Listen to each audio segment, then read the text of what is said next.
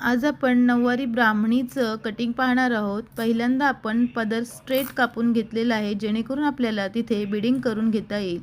त्यानंतर आपण साडी जी शिवणार आहे ती 39 उंचीची आहे। त्यासाठी आपण पदराच्या टोकापासून मेजर टेपने 39 ही उंची टाकण्यासाठी आपल्याला एकूण पदर 2 मीटरचा लागेल। म्हणून आपण तिथे 2 मीटर म्हणजे 2 मीटरचा पदर आपण इथे मापून घेतलेला आहे।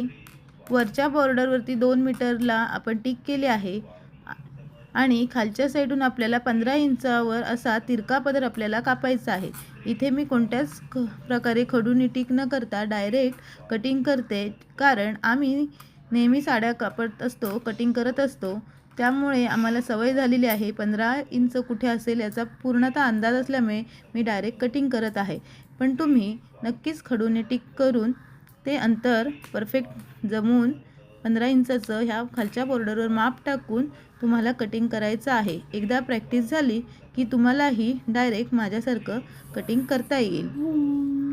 हे आपला जो भाग कापून झालेला आहे आणि हे जे 15 इंचाचं अंतर आहे ते मागासपासून मी तुम्हाला मापून घ्या असं सांगते।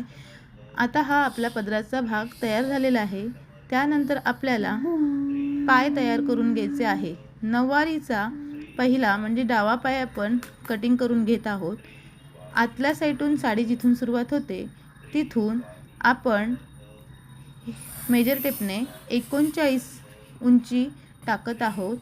सरळ 39 उंची टाकून घेऊन ती जिथे संपते तिथून दुसरा अजून 39चं माप टाकून असे आपल्याला 39 अधिक 39 असे 2 माप टाकून तिथे आपल्याला कटिंग करून घ्यायचं आहे।